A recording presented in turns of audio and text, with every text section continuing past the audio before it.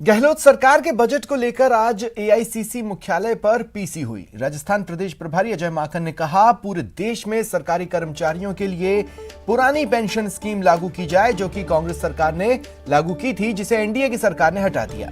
प्रदेश कांग्रेस अध्यक्ष गोविंद सिंह डोटासरा ने कहा, मनरेगा यूपीए सरकार में शुरू हुई थी, राजस्थान सरकार ने मनरेगा योजना में 125 दिन काम दिया।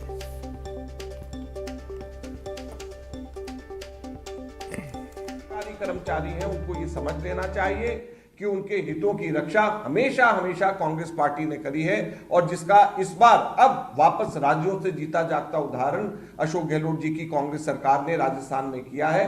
और सरकारी कर्मचारियों के लिए जो ओल्ड पेंशन स्कीम की जो लागू करने के लिए कहा है, अब जितने भी वहां पे राजस्थान में सरकारी कर्मचारी हैं जिन्होंने 1 अप्रैल 2004 के बाद में जिन्होंने भी नौकरी ली है, उन सभी को यह ऑप्शन दिया जाएगा कि वो ओल्ड पेंशन स्कीम के अंदर शिफ्ट हो जाए और उनको उनकी पेंशन देने की जिम्मेवारी सरकार की रहेगी।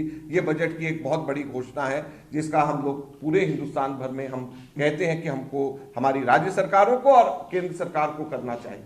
हमारी सरकार ने, मुख्यमंत्री जी ने कृषि बजट भी अलग से दे करके जो मुख्यमंत्री कृषक साथी योजना की राशि थी 2000 उसको बढ़ा करके 5000 कर दिया और जो सौर ऊर्जा है उसके ऊपर 60% की सब्सिडी हमारी सरकार ने की है।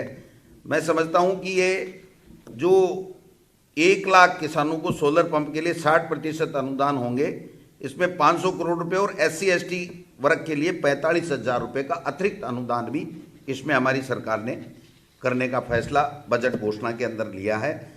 जो कृषि कनेक्शन 2012 तक ही अब तक मिल पाए थे, उसमें आज तक ये लगभग 3,38,000 के कनेक्शन पेंडिंग हैं।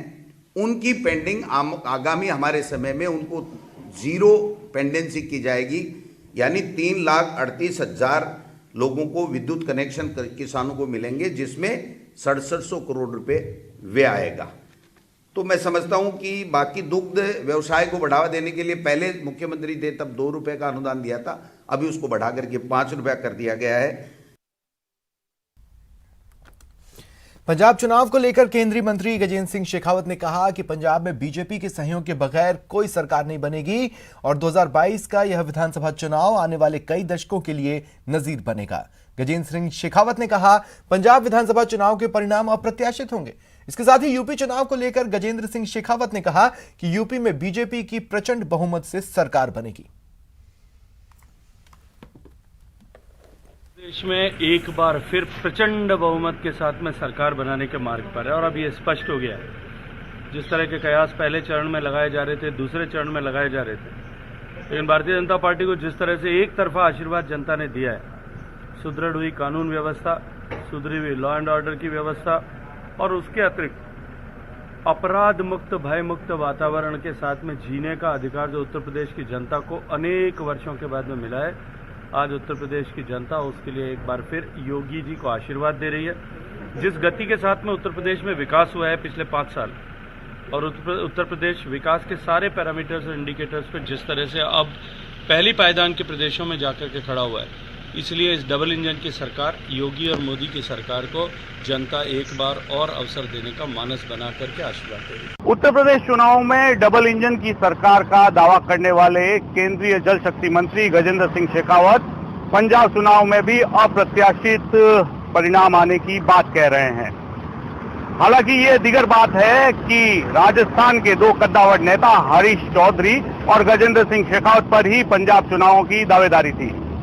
इसलिए राजस्थान के और खासकर पश्चिमी राजस्थान से जुड़े लोगों की नजर पंजाब चुनाव पर और उसके परिणाम पर टिकी है।